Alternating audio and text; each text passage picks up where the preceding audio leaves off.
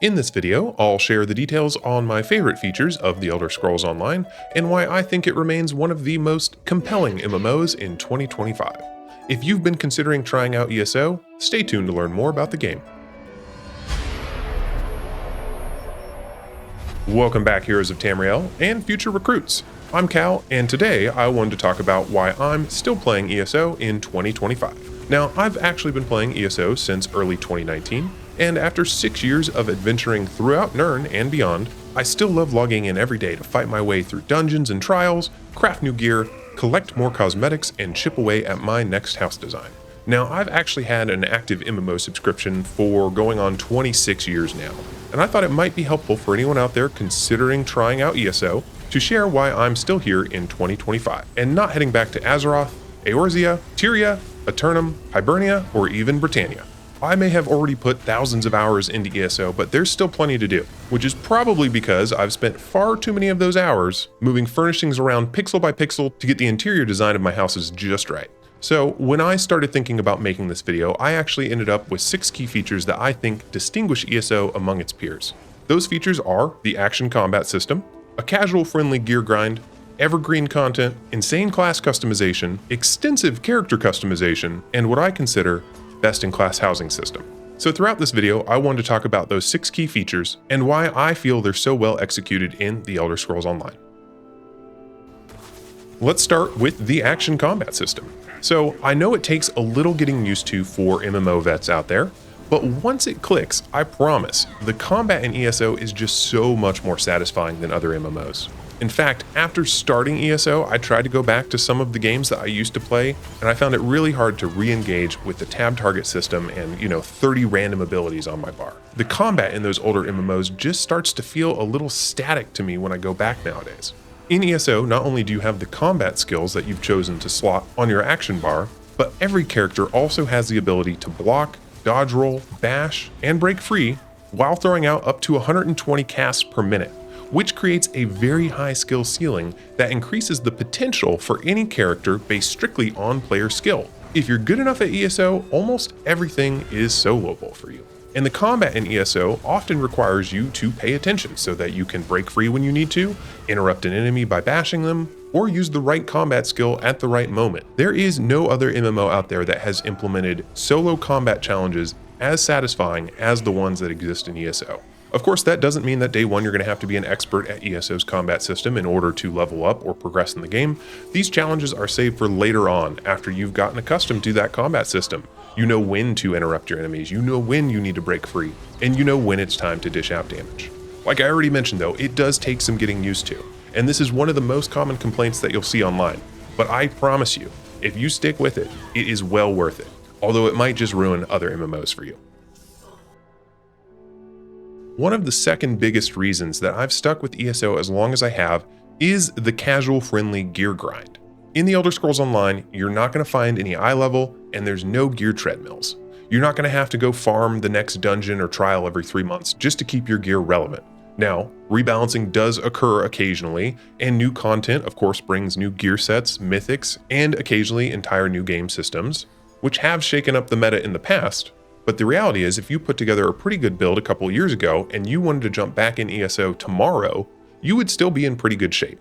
I love the fact that I can put together a strong build with good gear, and that setup could serve me well for a long time, possibly even years. I know some people love the gear chase, but for me, being able to complete a character's build in this fashion ultimately allows me to work on alternate builds, alternate characters, or just enjoy the content, work on my next house design, for example.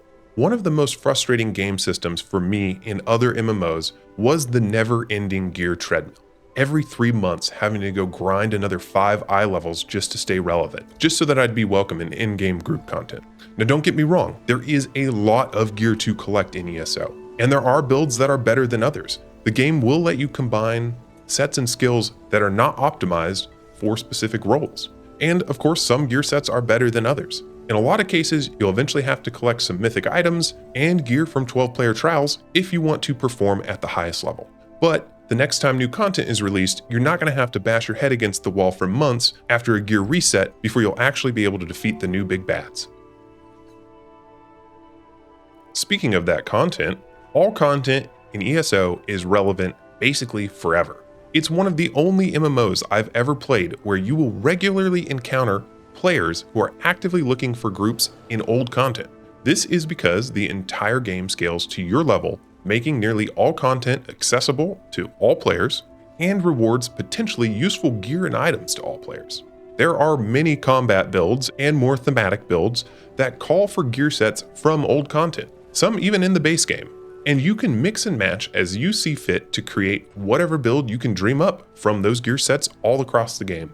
Just because something isn't from the latest expansion doesn't mean that it's completely useless. And new DLC and expansions to the game don't arbitrarily raise character level or gear level, meaning that your old gear will be useful forever.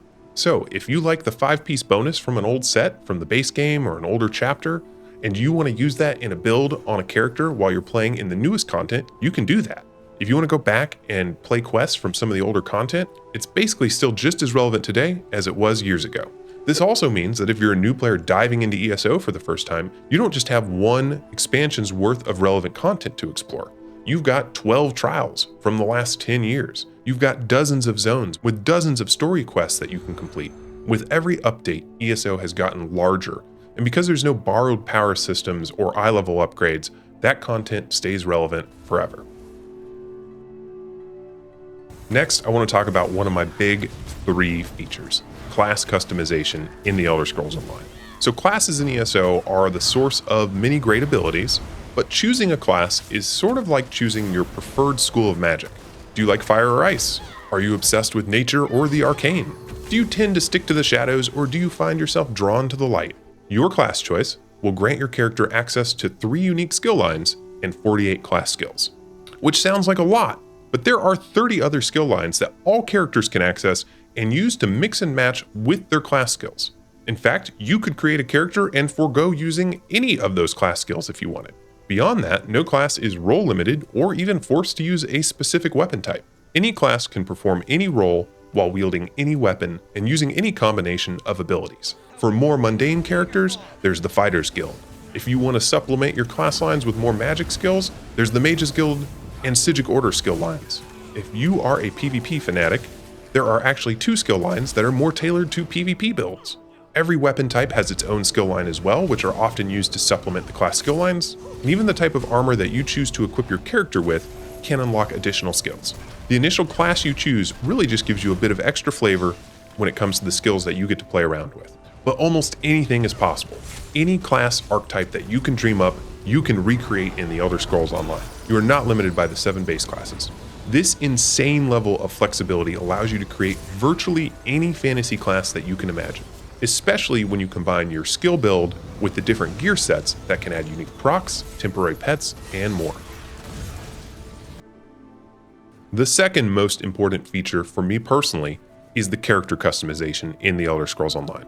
Now, let me caveat that a bit, because ESO's base character customizer is not the most robust on the market, but I've found that it focuses on meaningful sliders. But more important than those character and body sliders, there's actually an entire secondary character customization system via collections, which offers things that I find much more impactful to the overall look of your character. Of course, the collection system allows tweaking things like your hairstyle and eye color. There are all sorts of makeup and head markings, major and minor adornments and trinkets, tattoos and body markings, but there's also full-on skin textures and character personalities that you can choose from to customize your character further. Character customization doesn't stop there though, as it is further extended by the game's outfit system, or as some of you might know it, a fashion or transmog system, where you can create an outfit for your character using any style or motif that you've unlocked, and then recolor them using a robust dye system. In ESO, there are no limitations for what style or motif you apply to your gear. You're not going to have to go farm some color variant. If you have a style that you like the look of, and you want it to be a specific color, you can make that happen, regardless of your character choice or armor weight.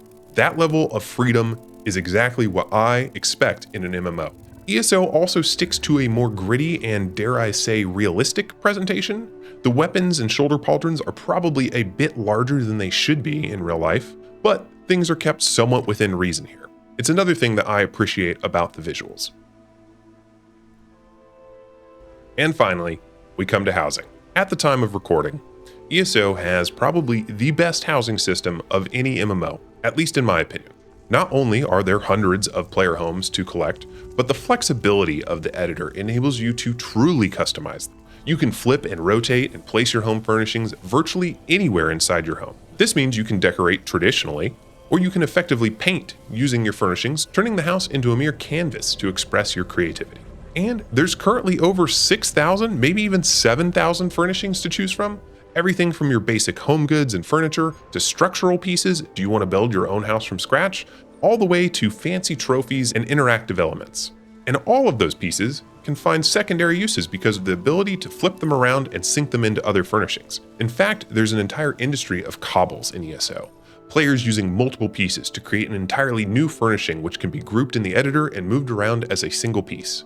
There are entire YouTube channels and Discord channels dedicated to just creating works of art using the housing system in ESO.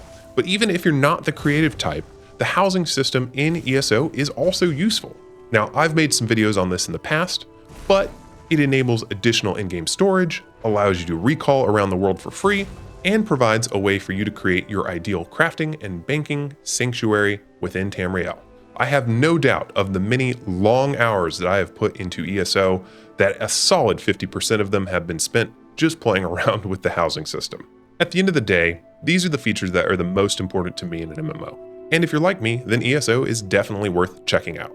And I hope this video helps you decide whether it's worth giving a try in 2025. And if you're already out there exploring Tamriel, then perhaps this video inspired you to dive right back in. For any of the ESO vets out there, I would encourage you to share your favorite ESO features in the comments below. Alright y'all, that's all I've got for today's video. Thank you so much for watching, and thank you to everyone who has supported my channel. If you're new around here, be sure to subscribe for more ESO content. As always, I'd like to give a shout out to my patrons who got an early look at this video over on Patreon. If you'd like to join them and get early access to my videos with no YouTube ads, you can click the link on screen to join the Patreon today and get your name in the credits of the next video. That's going to do it for today. I'll be back again real soon with my complete guide to furnishings in the Elder Scrolls Online. Bye for now, everybody.